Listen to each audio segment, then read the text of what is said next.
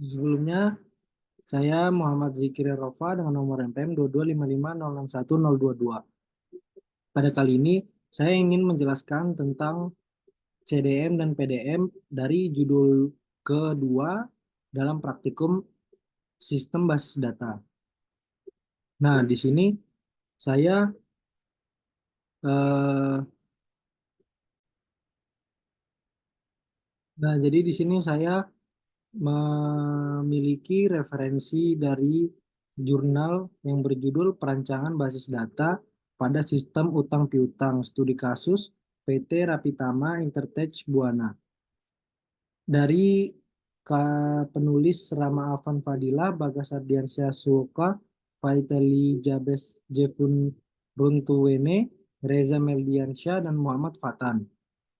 Dari jurnal tersebut, saya telah membuat dari Power Design CDM-nya. Di sini terdapat CDM, yang di CDM ini terdapat tabel. Saya akan menjelaskannya, yaitu di sini ada entitas laporan proyek. Di laporan proyek ini terdapat primary key ID laporan proyek, yang dimana ID laporan proyek ini yang membedakan antara laporan proyek yang lainnya di data tersebut. Lalu terdapat tanggal, di sini dia tipe datanya itu date atau date time, lalu ada nama, yang atribut nama ini adalah varchar atau variable karakter yang memiliki 10 nilai varchar. Di dalamnya hanya bisa terisi 10. Lalu dia tipenya mandatory dan berealisasi berelasi, dan laporan proyek ini berelasi memiliki proyek. Jadi dia berelasi ke proyek dengan relasinya yaitu memiliki. Dan relasi ini yaitu many to one. Yang mana laporan proyek ini many dan juga proyek ini adalah one. Lalu di entitas proyek ini ada primary key-nya ID proyek. Di dalam entitasnya terdapat dua varchar, yang satu bernilai 20 dan yang satu bernilai 60. Yang 20 ini ada nama proyeknya, yang 60 itu deskripsi proyek. Lalu ada dua date time, yaitu tanggal mulai dan tanggal selesai dari data proyek tersebut. Dan dia memiliki relasi dari ketiga entitas, yaitu ada entitas klien, jasa, dan juga pembayaran proyek. Di relasinya juga di sini dia berbeda, yang dimana proyek ini one dan jasa itu ada many. Lalu proyeknya many, kliennya one. Di klien ini dia satu primary key yaitu ID klien. Lalu terdapat data-data dari untuk data kliennya. Di sini ada jasa. Dia karena di sini sistem utang piutang, maka dia terdapat jasa, ID jasa, nama jasa, dan biaya jasa, yang dimana semuanya itu varchar. Primary key-nya itu ID jasa. Dia berelasi jasa ke proyek itu menggunakan, lalu dari proyek dia berelasi lagi ke pembayaran proyek. Dimana di proyek tersebut ada pembayaran. Di sini dia ada pembayarannya, ID ID pembayaran, tanggal pembayaran. Lalu di sini ada pembayaran, dia tipenya integer.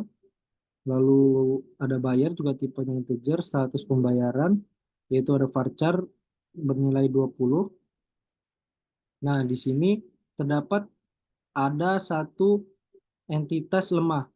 Apa itu entitas lemah? Adalah entitas lemah itu yang dia tidak bisa berdiri sendiri. Jadi dia di sini dalam keadaan tertentu, jika entitas itu eh, terpakai gitu, entitas tersebut bisa terpakai itu dalam keadaan tertentu.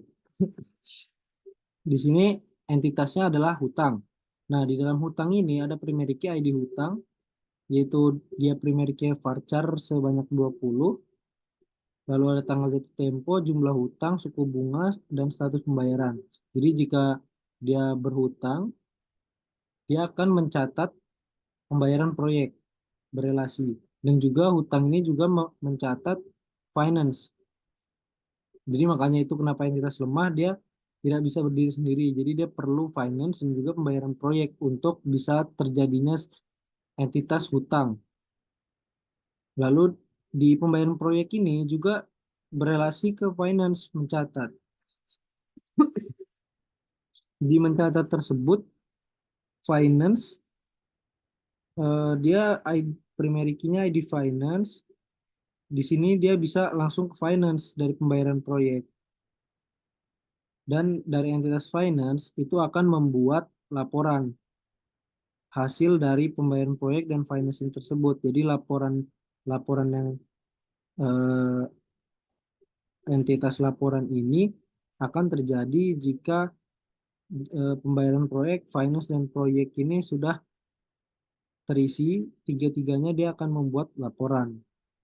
Makanya dia terdapat entitas baru untuk menyimpan segala laporan yang sudah terjadi. Itu untuk CDM-nya. Nah, di sini sudah terdapat PDM, Physical Data Model. Yang sebelumnya itu adalah Contextual Data Model, yang sekarang ini adalah fisikalnya. Nah, di dalam fisikal ini sudah di-generate dari hasil yang sebelumnya sudah saya jelaskan. Nah, di sini dia eh, sama seperti sebelumnya. Nah, saya akan jelaskan di entitas lemahnya. Di hutang ini, dia karena entitas lemah, ketika dia jadi physical data model, dia akan berelasinya eh, apa saling saling terhubung antara hutang dan pembayaran proyek. Dia akan saling terhubung, lalu dari finance ini dia akan menghubungkan ke hutang dan juga pembayaran proyek. Jadi hutang ini tetap terlihat atau terjadi karena entitas lemah. Makanya dia jika dia fisikal dia akan mengembalikan sesuatu atau bertukar dari hutang ke pembayaran proyek. Itu untuk physical data model.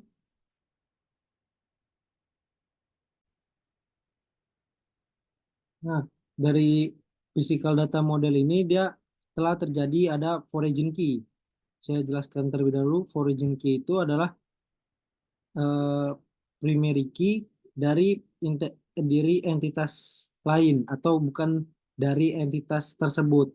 Nah, di laporan proyek ini ada ID proyek yang dimana itu adalah tipenya foraging key dan di laporan proyek ini primary key-nya itu ID laporan proyek. Nah, kenapa dia bisa terdapat foraging key? Karena dia berelasi atau dia terhubung antara entitas laporan proyek dengan proyek. Maka dia akan mengirimkan eh, foraging key ke laporan proyek. Di proyeknya tersebut, dia terdapat satu foraging key karena dia dia terhubung ke klien. Nah, di klien ini dia primary key-nya ada ID klien, maka dia di proyek tersebut terdapat ID klien foraging key seperti itu. Nah, di jasa dia tidak primary key ID jasa ini tidak terdapat di entitas proyek karena dari proyek ini yang memberikan foraging key, maka dia eh, tidak memberikan foraging key primary key-nya menjadi foraging key. Jadi perbedaannya seperti itu. Nah, di sini kenapa saya menggunakan klien dan jasa ini seperti ini atau dia yang jasa ini tidak yang jasa ini mengambil foraging key ID proyek karena di jasa ini dia membutuhkan ID proyek atau proyek mana yang akan dia jalankan untuk di jasa. Jadi jika dia menggunakan jasa itu perlu proyek. Tetapi di klien ini dia tidak perlu proyek, dia hanya menerima proyek tersebut. Jadi makanya kenapa, karena klien itu menerima proyek, di dalam proyek, di dalam entitas proyek dia ada ID kliennya, karena kliennya menerima proyek, bukan memberikan proyek. Nah, di jasa itu memberikan proyek. Dan di finance dan pembayaran proyek ini terdapat dua origin key, karena ada entitas lemahnya. Dia ada ID hutang, origin key. Di sini dia sudah pasti tidak mandatori. Lalu ada ID proyek, itu dari ID proyek di entitas proyek, karena dia terhubung atau terrelasi, maka dia mengambil origin key-nya. Kalau di finance, dia ada pembayaran dan hutang. ID pembayaran ini dari entitas pembayaran proyek. Karena jika dia ingin melanjutkan ke entitas laporan, itu pasti membutuhkan ID finance, ID pembayaran, dan ID hutang. Nah, maka di entitas laporan tersebut itu foraging key-nya ID finance, karena di dalam di dalam entitas finance itu sudah mencakup semuanya, ada pembayaran, ada hutang, dan di ID pembayaran ini, entitas pembayaran itu sudah ada ID proyek, maka dia akan saling terhubung, datanya akan menjadi satu di entitas laporan. Lalu di entitas lemahnya, origin key-nya ID pembayaran, maka dia perlu ada data pembayaran terlebih dahulu untuk melanjutkan ke finance gitu.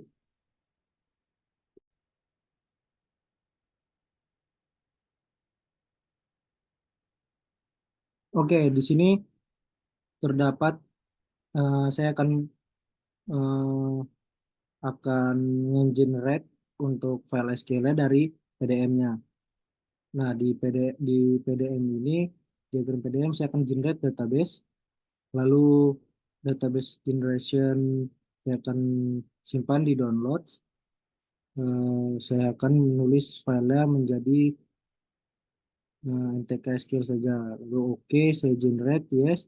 Nah, di sini generate file sudah tergenerate, tersimpan di downloads.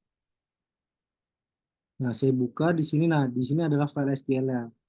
Di file SQL ini seperti ini untuk tampilannya. Ada table client, table finance, ada table hutang, yaitu tadi entitas yang sudah kita buat. Lalu ada table jasa, di sini sudah ada create table jasa, di situ sudah ada atribut-atributnya, ada table pembayaran proyek, ada table proyek, dan juga ini untuk alter table-nya. Nah, seperti itu untuk SQL-nya. Mungkin cukup sekian dari saya. Terima kasih telah menonton video ini. Jangan lupa tunggu untuk video selanjutnya. Terima kasih. Jangan lupa subscribe, like, dan komen. Assalamualaikum warahmatullahi wabarakatuh.